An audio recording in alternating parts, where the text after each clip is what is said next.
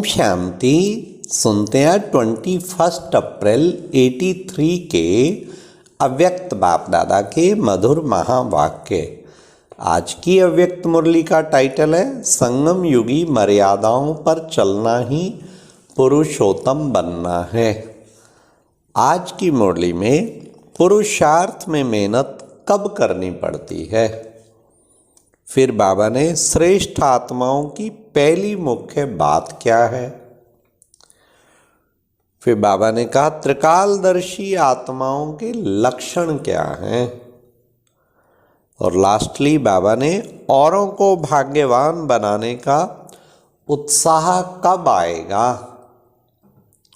अब सुनते हैं 21 अप्रैल 83 की मुरली।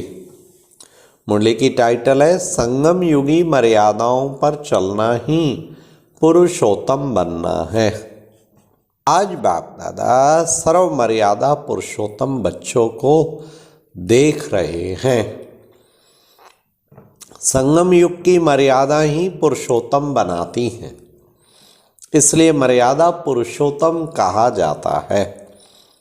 इन तमोगुणी मनुष्य आत्माओं और तमोगुणी प्रकृति के वायुमंडल वाइब्रेशन से बचने का सहज साधन यह मर्यादाएं हैं।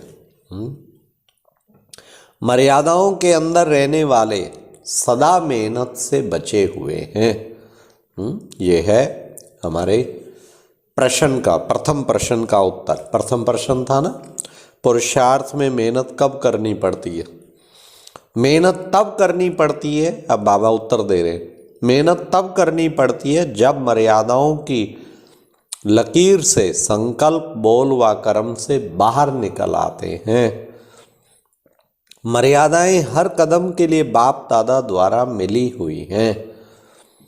उसी प्रमाण पर कदम उठाने से स्वतः ही मर्यादा पुरुषोत्तम बन जाते हैं। अमृत वेले से लेकर रात तक मर्यादा पूर्वक जीवन को अच्छी तरह से जानते हो। उसी प्रमाण चलना यही पुरुषोत्तम बनना है। जब नाम ही है पुरुषोत्तम अर्थात सर्वसाधारण पुरुषों से उत्तम, तो चेक करो हम श्रेष्ठ आत्माओं की पहली मुख्य बात स्मृति उत्तम है। स्मृति उत्तम है तो वृत्ति और दृष्टि स्थिति स्वतः ही श्रेष्ठ है। स्मृति के मर्यादा की लकीर जानते हो। मैं भी श्रेष्ठ आत्मा और सर्व भी एक श्रेष्ठ बाप की आत्माएं हैं। तो चेक करो कि हम श्रेष्ठ आत्माओं की पहली मुख्य बात स्मृति उत्तम है। स्मृति उत्तम है तो वृत्ति और दृष्टि स्थिति स्वतः ही श्रेष्ठ है।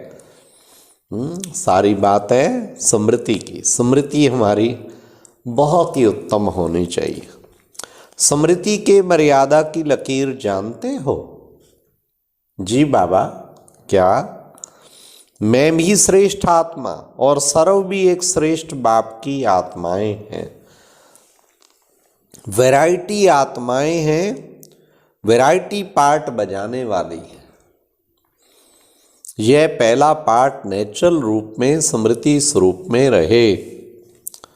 देह को देखते भी आत्मा को देखें। यह समर्थ स्मृति हर सेकंड स्वरूप में आए, स्मृति स्वरूप हो जाए। सिर्फ सिमरन में ना हो कि मैं भी आत्मा ये भी आत्मा, लेकिन मैं भी हूँ ही आत्मा ये भी है ही आत्मा। इस पहली स्मृति की मर्यादा स्वयं को सदा निर्विघ्न बनाती और औरों को भी श्रेष्ठ स्मृति के समर्थपन के वाइब्रेशन फैलाने के निमित्त बन जाते हैं, जिससे और भी निर्विघ्न बन जाते हैं। और भी निर्विघ्न। पांडव सेना मिलन मनाने तो आई, लेकिन मिलन के साथ साथ पहली मर्यादा की लकीर का फाउंडेशन स्मृति भाव का वरदान भी साथ सदा साथ ले जाना। स्मृति भाव ही समर्थ भाव है। जो भी कुछ सुना उसका इसेंस क्या ले जाएंगे? इसेंस है स्मृति भाव। इसी वरदान को सदा अमृत वेले रिवाइज करना। हर कार्य करने के पहले इस वरदान के समर्थ स्थिति के आसन पर बैठ निर्णय कर व्यर्थ है व समर्थ है, फिर कर्म में आना। कर्म करने के बाद फिर से चेक करो कि कर्म का आदि काल और अंत काल तक समर्थ रहा। नहीं तो कई बच्चे कर्म के आदि काल समय समर्थ स्वरूप से शुरू करते, लेकिन मध्य में समर्थ के बीच व्यर्थ व साधारण कर्म कैसे हो गया? समर्थ की बजाय व्यर्थ की लाइन में कैसे और किस समय गए, ये मालूम ही नहीं पड़ता। फिर अंत में सोचते हैं कि जैसे करना था वैसे नहीं किया। लेकिन रिजल्ट क्या हुई? करके फिर सोचना, यह त्रिकालदर्शी आत्माओं का लक्षण नहीं है। इसलिए तीनों कालों में स्मृति भाव व समर्थ भाव, समझा क्या ले जाना है? समर्थ स्थिति के आसन को कभी छोड़ना नहीं है।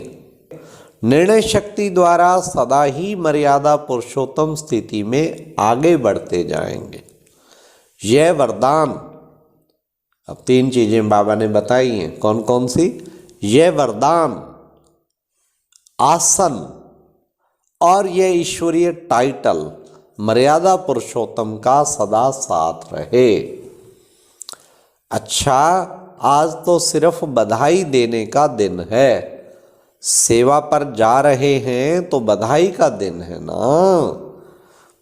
कुछ बाबा के महारथी बच्चे बाबा से छुट्टी लेके सेवा पे जा रहे हैं तो भी बधाई, और बाकी पार्टी जो आई वो भी घरों पे सेवा पे जा रहे हैं तो भी बधाई। तो बधाई का दिन है ना। लौकिक घर नहीं, लेकिन सेवा स्थान पर जा रहे हैं। बगलों के बीच भी जा रहे हैं, लेकिन सेवा अर्थ जा रहे हैं।